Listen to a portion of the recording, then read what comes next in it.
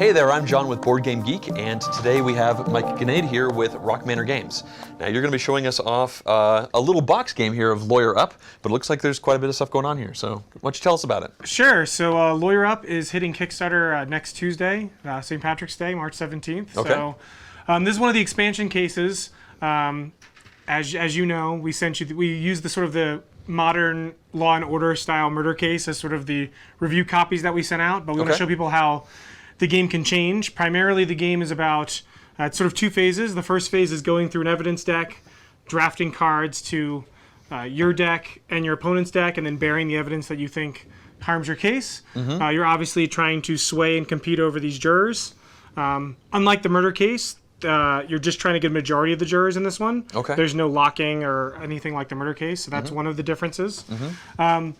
But, once the drafting is done, you basically take turns calling witnesses, and then you're going to play cards to match them, to generate influence. So, we have 5 here, and we're trying to win the witness by having the most influence over them by piecing together the strongest argument. Okay. So you'll use arguments, and hopefully this one matches. It does.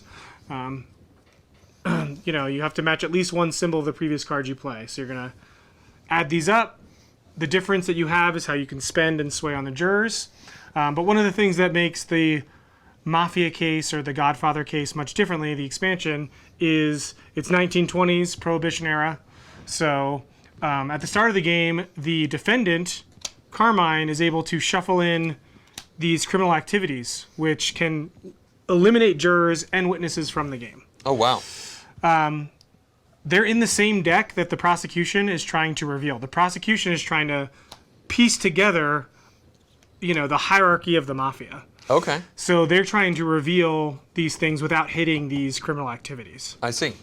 So it's a lot about peeking at this top card, knowing what's coming next, and then getting those victory effects to reveal or discard the top card. Okay. And, obviously, if you know it's good for you, you want to reveal it.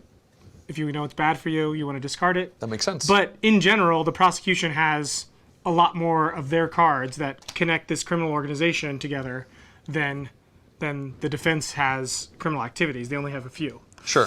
So that is the big mechanical difference, or sort of the new expansion content for this particular case. Yeah, because other cases don't have this small deck at all. Correct. This is like a completely modular thing for this expansion. I see. So in general, as you can see, we've used a unique artist for every case. Okay. So the base decks use one artist. The murder case you played before, and we've shown before on the BGG stream, uses a different artist.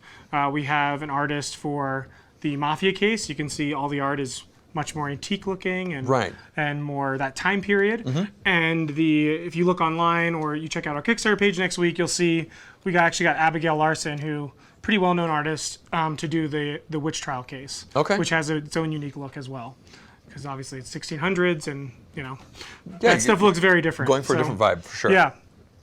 So that's Lawyer Up.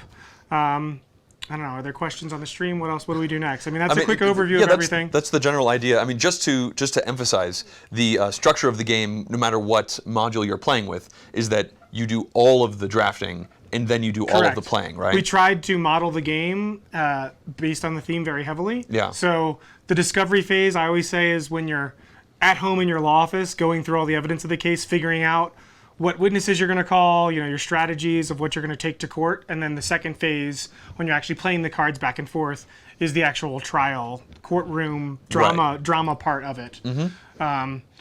You always want to manage the judge. The judge flips and favors one person or the other, and there's always an advantage if they're on your side. So manipulating the judge is also part of it. And I think for advanced players, certainly when Sam and I play, my co-designer, one of the things I think is a big part of the game is making sure you can stall without passing to see more of what your opponent has, to make them play more cards, and your hand slowly whittles down. That makes sense.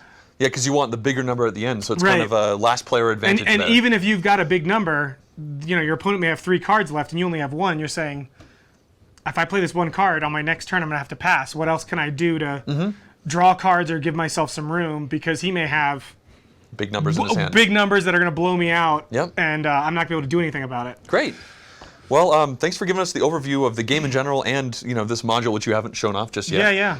That is a general overview of Lawyer Up from Rock Manor Games. You said coming out on Kickstarter soon? Yep, next Tuesday, this coming Tuesday. So right after GAMA wraps up, that's our next big thing. We're busy bees. And then hopefully released later on in the year? Yep. As soon as the China and manufacturing thing gets resolved or that figured out, yeah, we'll get it.